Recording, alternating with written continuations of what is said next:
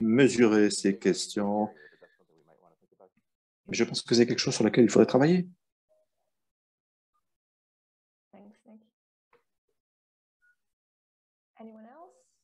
Quelqu'un d'autre voudrait intervenir? Je pense que nous sommes à l'heure pour passer à notre prochaine présentation de Rosamire. Eh bien, je vais maintenant passer la parole à Rosamira. Rosamira, vous avez la parole. Bonjour, bonjour tout le monde. Merci de m'inviter à partager avec vous notre travail de conservation et notre expérience sur les normes de conservation. Je vais partager mon écran. Laissez-moi une petite seconde, s'il vous plaît.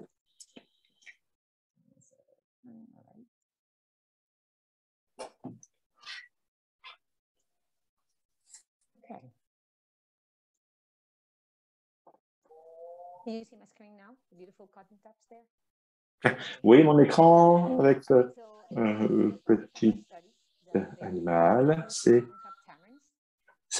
la base de notre étude, c'est de protéger ces petits singes au nord de la Colombie, la forêt tropicale au nord de la Colombie. C'est le plus beau singe. Il y en a très peu, mais ils sont comme nous, les êtres humains. Ils vivent en famille, maman, le papa, les bébés, les petits, comme nous. Les bébés, les enfants apprennent tout de leurs parents, comme nous. Ils sont très attachés à leur environnement, à leur territoire. Les bébés, lorsqu'ils grandissent, lorsqu'ils deviennent adolescents, ils partent de leur maison, de leur foyer, un petit peu comme nous. Ils ont également un système de communication très sophistiqué, notamment un langage très proche des humains. Donc, nous avons beaucoup de points similaires en termes de comportement social et de comportement de groupe. Donc, ces singes sont magnifiques, mais il faut prendre en compte deux choses. Ce magnifique petit singe vit uniquement sur cette partie noire, ce petit coin de la planète en Colombie et même au sein du pays. Il y a également des points noirs. Vous voyez le point noir, notamment sur la carte, c'est le seul endroit sur Terre que vous trouverez cette race de Colombie. C'est le seul endroit sur Terre. Et malheureusement, comme beaucoup d'autres euh, espèces, ils font face à beaucoup de défis, de dangers pour leur survie, principalement la déforestation, à cause de l'agriculture, à cause de l'expansion urbaine, des questions minières et également la vente pour des questions commerciales ou à cause de l'immobilier galopant. Et malheureusement, ils sont également chassés pour leur fourrure. Donc, ils sont menacés par l'extinction. Ils sont menacés. Nous estimons qu'il y a 7000 singes qui sont en liberté et moins de 8% qui couvraient cette zone de distribution qui représentait leur habitat il y a quelques années. Donc, ils sont en danger de manière endémique dans le nord de la Colombie. Je représente un projet, une organisation à but non lucratif qui est financée par Dr. N. Savage, qui est un biologiste américain qui, il y a 30 ans, a travaillé sur ces espèces. Et sur cette période, nous avons réalisé, mis sur pied un projet de conservation qui est le cœur de notre projet, avec un travail de conservation, notamment sur ce singe, ce magnifique singe, avec une composante sociale très forte, avec des programmes d'éducation environnementale, de prise de conscience et également des alternatives sociales afin que les communautés n'aient pas besoin de vendre ces animaux pour leur survivance, pour leur survie, pardon. Nous travaillons avec plusieurs intermédiaires.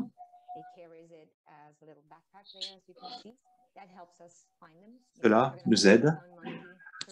On parle de singes qui sont plusieurs dizaines de mètres dans les arbres, hein. Donc, nous sommes aidés pour les trouver, les débusquer et de rassembler des informations afin de les étudier, notamment en leur mettant des petites puces pour les suivre et pour étudier leur habitat, étudier analyser leur vie quotidienne. Nous avons été capables, grâce à ces données, à publier des données scientifiques. Cela nous donne beaucoup d'informations et de mettre sur pied des stratégies qui pourraient assurer la vie à long terme de ces espèces. Nous avons conduit 2 recensements au cours des dizaines de dernières années et cela a été d'ailleurs la base de la mise en alerte sur le danger auquel fait face cette espèce. Et bien évidemment, les mesures de conservation ont beaucoup aidé cette espèce. Le deuxième pilier de notre action de conservation, avec 3 pieds, hein, 3 piliers, c'est les autorités locales, gouvernementales, qui doivent créer des zones protégées de plusieurs centaines d'hectares. Nous avons créé notre propre centre de recherche de 261 hectares. Et à cause de la fragmentation, nous essayons de connecter et de travailler sur ce que nous appelons des autoroutes vertes. Afin de lutter contre la fragmentation de leur habitat, parce que ces animaux ont besoin d'une continuité forestière.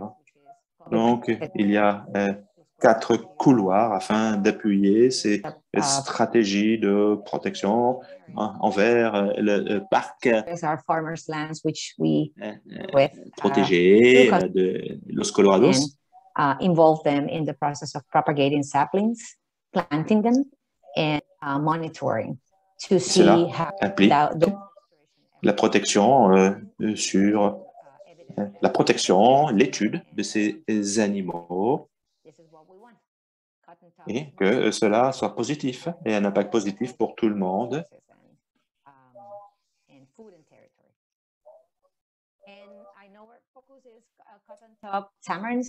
Je sais que ces animaux, cette espèce, sont extrêmement importants parce qu'il y a beaucoup d'autres espèces qui partagent l'habitat avec ces petits singes. Nous essayons, en fait, de proposer un service écologique à la communauté locale. Voilà pourquoi je voudrais parler du programme social, programme scolaire, travailler avec les enfants sur l'habitat des animaux sauvages et des animaux domestiqués et essayer de comprendre les menaces et les opportunités.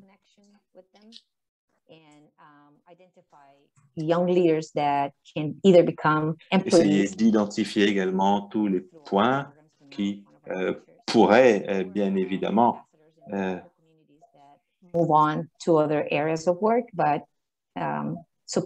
travailler avec les communautés. Évidemment, il y a un jour international de cette petite race de singes. Donc, il y a un événement annuel, un anniversaire, une célébration.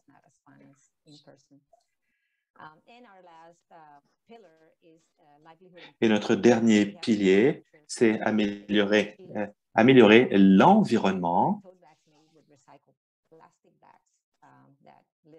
avec l'éradication de sacs plastiques, avec la création d'entreprises pour les femmes, pour l'indépendance des femmes, afin de travailler à la subsistance, à l'existence des communautés un projet de long terme de près de 60 ans. Nous travaillons avec des designers de mode localement qui travaillent sur des activités de mode. Nous avons également une petite marionnette, une petite poupée, regardez. Ce sont des femmes, des jeunes femmes qui fabriquent ces petites marionnettes et qui travaillent pour protéger l'écotourisme sur lequel nous travaillons, qui était un petit peu gêné dernièrement à cause du COVID. Cet écotourisme vise à connecter les populations avec les populations locales et ce petit animal.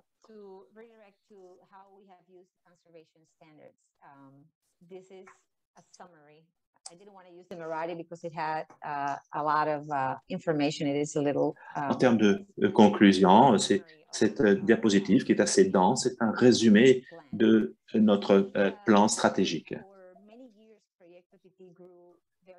Cet animal appelé Cotton Top Tamarin, également pinché à crête blanche, dont j'ai parlé lors de mon propos. Donc, afin de sauver ces espèces, nous avons besoin de sauver leur habitat.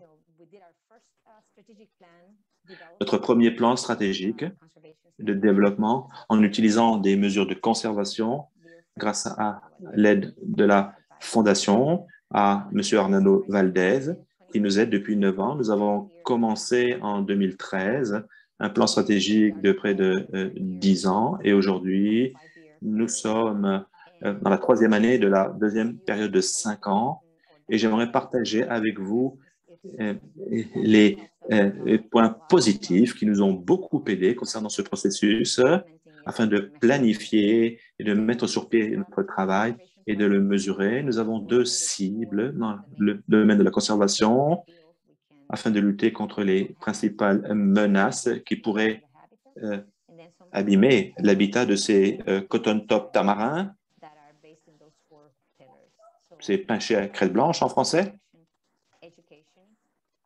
L'éducation, la recherche, la subsistance, la prise de conscience et la durabilité à long terme. Je pense que c'est évident, mais pour nous, cela nous aide énormément. Plus d'organisations de conservation s'impliquent. Nous essayons toujours d'adapter notre travail aux demandes, aux besoins, aux capacités, aux ressources d'autres organisations afin de ne pas uniquement nous concentrer sur l'objectif, mais également sur les menaces qui visent à être traitées et des solutions que nous pouvons mettre sur pied afin de lutter contre ces menaces. En tant qu'organisation pour la conservation, nous devons travailler avec les ressources humaines et les ressources financières, bien évidemment. Donc, sur ce processus, nous avons appris à nous concentrer sur les résultats finaux, nous concentrer sur les menaces et comment trouver des solutions afin de réduire cette menace. Ce qui m'amène à mon deuxième point, c'est d'être réaliste. D'être réaliste parce que nous sommes très ambitieux en tant qu'organisation de la conservation, parce que nous voulons sauver le monde et parfois nous perdons la mire et nous oublions de rester à l'échelle la plus appropriée. Et quels changements on peut réaliser sur une petite période de temps. Nous travaillons sur des plans quinquennaux, alors que nous avons une vision à long terme, mais nous voulons voir des résultats et nous souhaiterions vérifier cela avec nos soutiens. Donc, je pense qu'il faut être réaliste sur ce que nous sommes capables de faire avec une petite équipe et avec des ressources limitées. Nous avons appris, il faut le dire, de nous concentrer sur ce qui est réaliste, tangible, sur ce que nous pouvons faire afin d'aider à protéger ces pinchés à crête blanche, ces petits singes. Donc, c'est le défi pour protéger cette espèce, également appelée le tamarin à crête blanche. Donc, Il faut essayer de comparer d'où nous venons avec où nous voulons aller.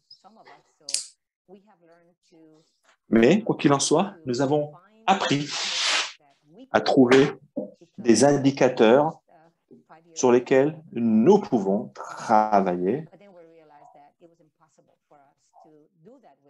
Parfois, nous nous sommes rendus compte qu'il y avait des indicateurs qui n'étaient pas viables.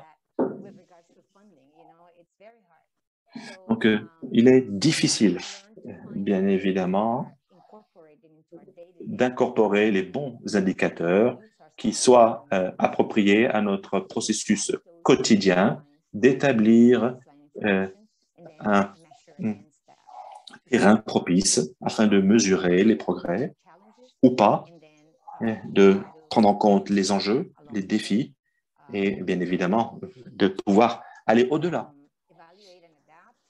Ensuite, l'évaluation et l'adaptation, c'est quelque chose que nous aimons faire. C'est d'avoir des discussions spécifiques sur la qualité de notre travail, la fréquence, une fois par an, à la fin de l'année. Nous sommes capables de dire ce qui fonctionne et ce qui ne fonctionne pas. Et nous devons ainsi donc changer dans ce cas-là. Ensuite, donc, nous sommes très flexibles. Inutile de dire que le COVID nous a beaucoup affecté, notamment sur notre travail social, notamment dans le cadre de l'éducation. Mais c'est une deuxième nature de nous réunir régulièrement, de ne pas perdre la mire et d'être réaliste sur notre travail. Et en dernier lieu, l'implication des équipes. Lorsque nous avons commencé avec notre premier plan stratégique, nous étions trois personnes qui participaient à la session de planification. Aujourd'hui, nous sommes 30 et nous avons réussi à impliquer des coordinateurs, de nous rassembler, des personnes qui travaillent dans le domaine.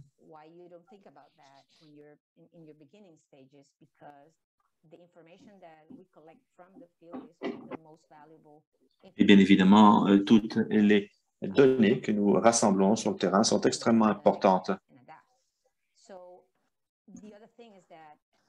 Je pense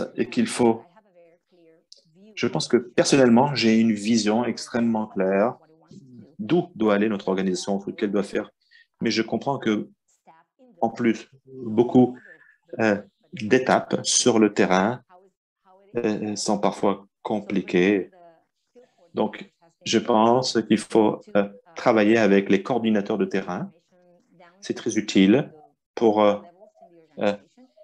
apporter l'information et les processus au niveau du terrain. Voilà pourquoi j'essaie de communiquer sur ces plans afin, bien évidemment, d'aider à la préservation de cette espèce, cette petite espèce de singe.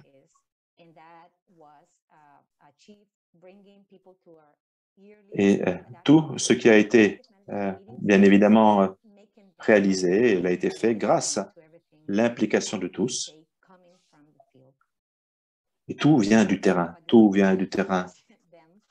Voilà pourquoi, puisque je parle de l'équipe, j'aimerais leur rendre l'hommage à cette équipe passionnée avec qui nous travaillons et qui travaille à la survie de ce petit tamarin, cette petite espèce de singe, appelez-le tamarin à crête blanche.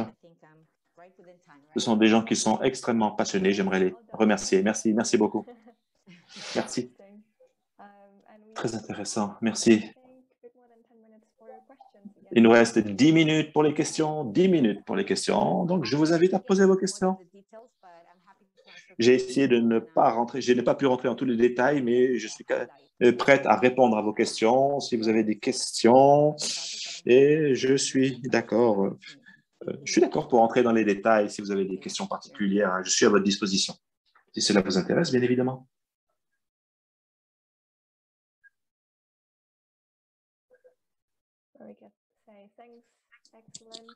Merci, merci beaucoup.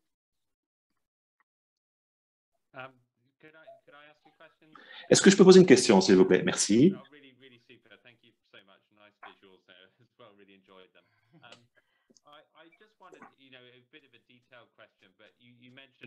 Une question assez précise sur les indicateurs et comme parfois il fallait rester réaliste. Est-ce que vous pourriez, par exemple, prendre un ou deux exemples où vous avez dû faire un travail un peu plus euh, terre à terre et réaliste, et notamment dans le cadre de la gestion des données? Maintenant, concernant le tamarin, le tamarin et notamment leur commerce illégal. Au début, nous avions des indicateurs sur, par exemple, nous voulons réduire de 5% la disparition du tamarin, par exemple. Et nous n'avions aucune donnée précise. C'est ce que nous avons fait au début, par exemple. Et en fait, c'était impossible de travailler sur cette base de référence et de mesurer dans cette communauté. Il faut comprendre que les entreprises de conservation, elles vous expliqueront que vous avez besoin de preuves et d'éviter de prendre ces animaux, les tamarins, comme animaux domestiques.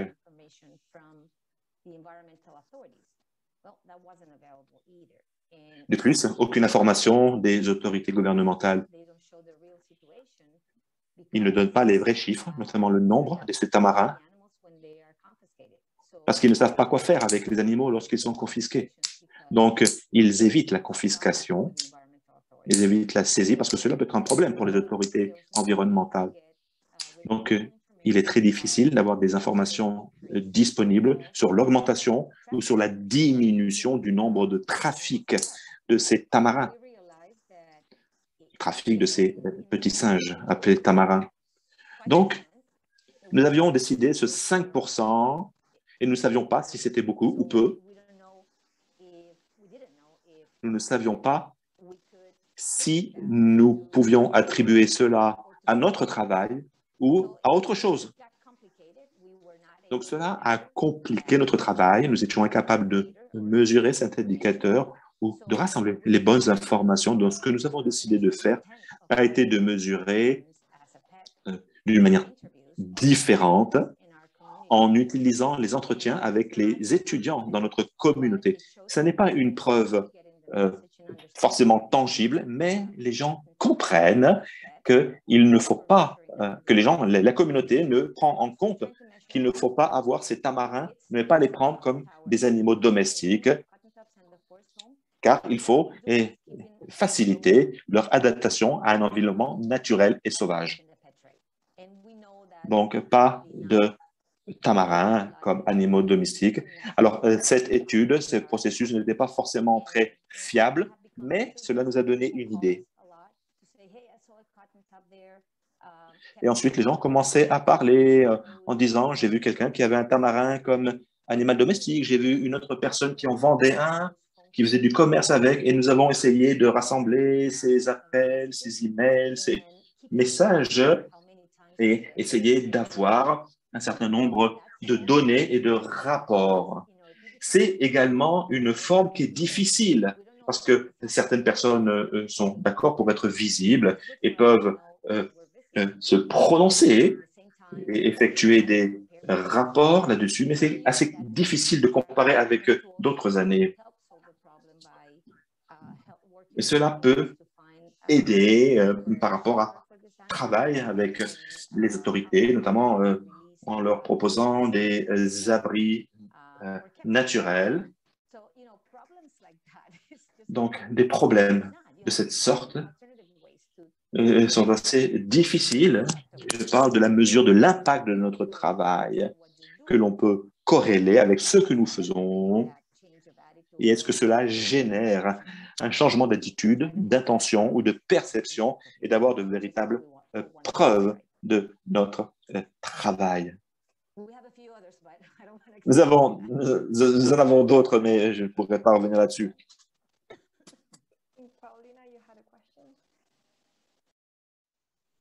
Rosa Maria answered my question, so thank you for that. Oui, en fait, vous avez déjà répondu à ma question. Merci pour votre réponse. Mais quoi qu'il en soit, bravo pour votre travail. Présentation extrêmement intéressante. Peut-être un autre sujet, vous avez parlé de la mise à niveau, d'être à la fois pratique et réaliste. Je parle donc du redimensionnement de ces équipes. Est-ce que vous pourriez parler un petit peu de comment est-ce que vous avez mis sur pied une démarche de redimensionnement concernant votre travail? Nous avions de grands projets, notamment dans le cadre du programme communautaire. Nous pensions affecter 100% de la population, mais ça n'est pas réaliste parce que certains s'en moquent. Il faut travailler avec ceux qui sont intéressés dans une implication avec nous, motivés, veulent travailler, sont sensibilisés et avoir une véritable implication dans notre travail.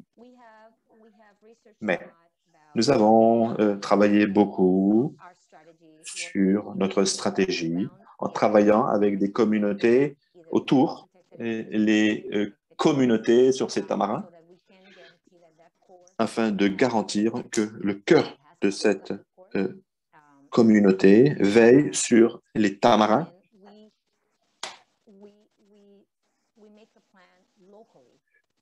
Nous faisons des plans locaux, régionaux, même si nous avons une vision globale sur les zones sur lesquelles nous travaillons. Mais nous n'allons pas penser que d'autres personnes sur la chaîne de distribution vont changer d'attitude. Si nous n'y travaillons pas, ce n'est pas possible.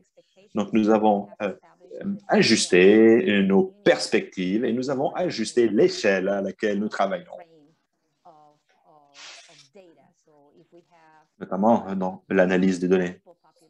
Si nous avons 1000 personnes, eh bien, nous établissons un pourcentage que nous voulons atteindre. Voilà un petit peu comment nous travaillons sur le redimensionnement de notre processus. Et si nous avons des ressources financières de faire ainsi, à long terme, nous souhaitons créer beaucoup plus de satellites, de projets qui travaillent à des niveaux beaucoup plus réduits et qui, ensemble, avec la même vision, avec le même modèle, de mettre sur pied des ressources, du travail communautaire, du travail éducatif, travailleront main dans la main afin d'avoir une approche globale contre cette menace, contre cet enjeu.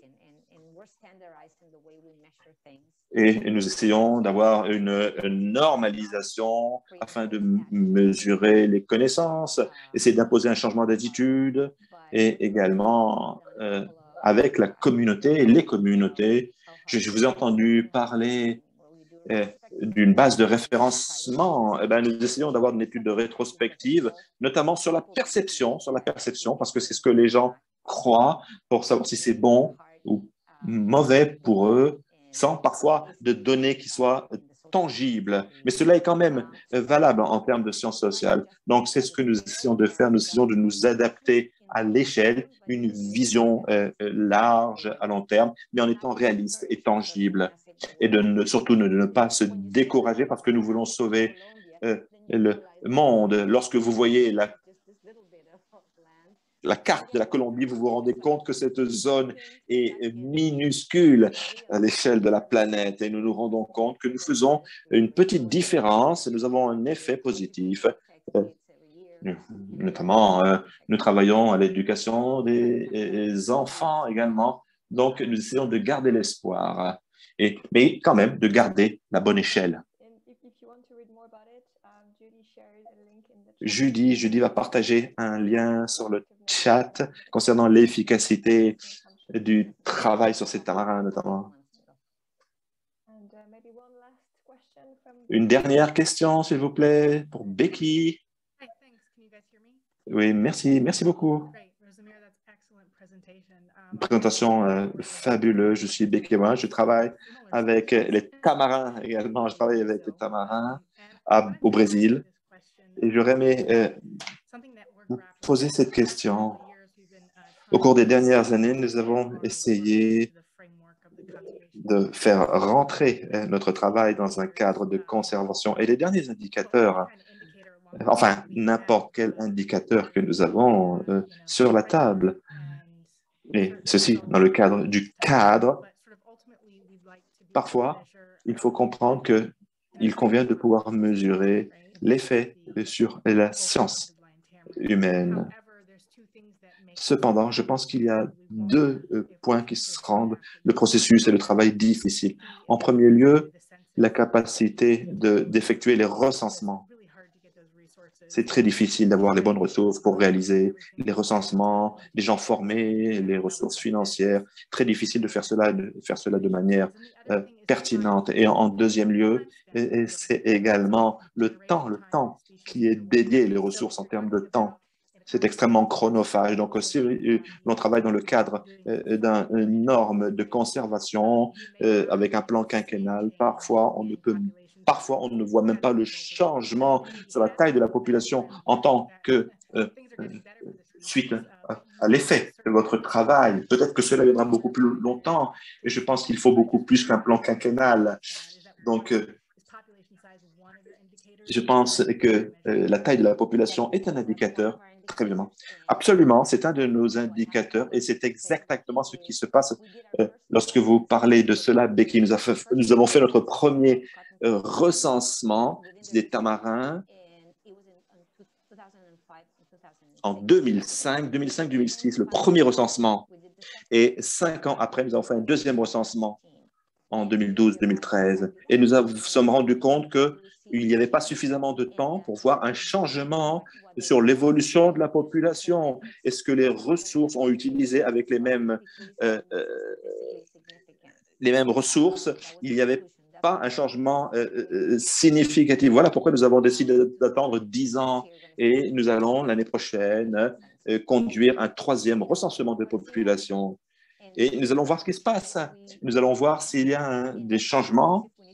Est-ce que nous allons éventuellement changer s'il faut les faire tous les 15 ans. Mais ce que nous faisons, en fait, c'est que nous avons un but à long terme afin de mesurer chaque année comment se porte la population. Mais cela va rentrer avec la fin de notre plan quinquennal, la fin de notre deuxième plan quinquennal, sur comment est-ce que notre travail a un impact.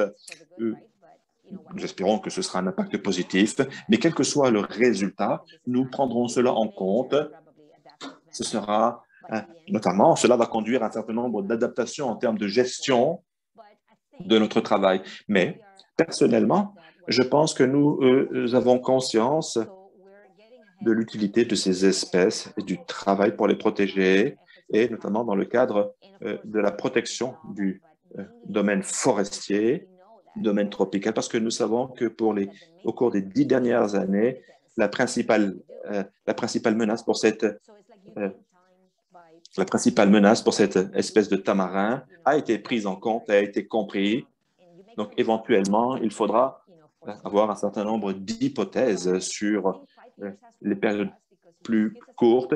D'un point de vue de 5 ans, des 5 ans, je pense que ça a été utile parce que ça nous a donné une bonne perspective pour créer des plans de distribution, de créer des abris, notamment.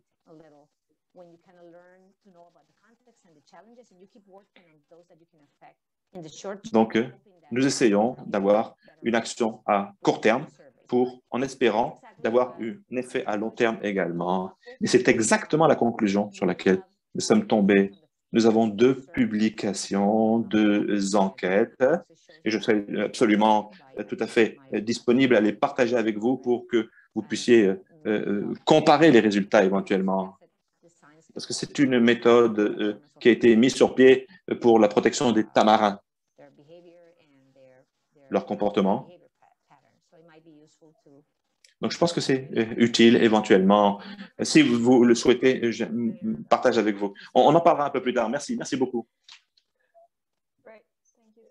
Merci, merci beaucoup. Nous sommes à l'heure. Bravo, bravo, nous sommes à l'heure. Je pense qu'avant que nous passions aux initiatives, Nous avons une enquête, un sondage, et je pense que je pense que nos interprètes vont quitter la session, mais d'autres personnes vont pouvoir participer à ce sondage. Merci beaucoup, traducteurs. Merci beaucoup pour avoir écouté. Vous avez mon email. Si vous avez des questions, vous êtes les bienvenus. Merci beaucoup. Okay, the poll is coming in just a moment. Please ignore. I just put the Le link sondage arrive. In the chat link. Yep, here it comes.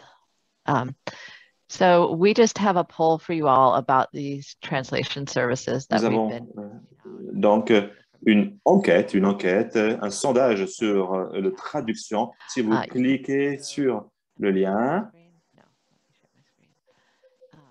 there's also a way to text. If you prefer that, I'll put that in the chat box too. And it donc should vous be avez if you're running into problems, let me know. But it's just a few questions to get a sense. Vous avez quelques questions pour nous aider à comprendre l'importance de la traduction. Maybe just give a couple minutes for that, or a minute or so. You can see on my screen, in case you're interested, things are starting to populate. On the third question, or actually, I guess it's the second one, where we asked the highest priority languages. We would ideally have every language we possibly could. And the cost is reasonable, but every language you add starts to increase things. So that's why it's worded that way.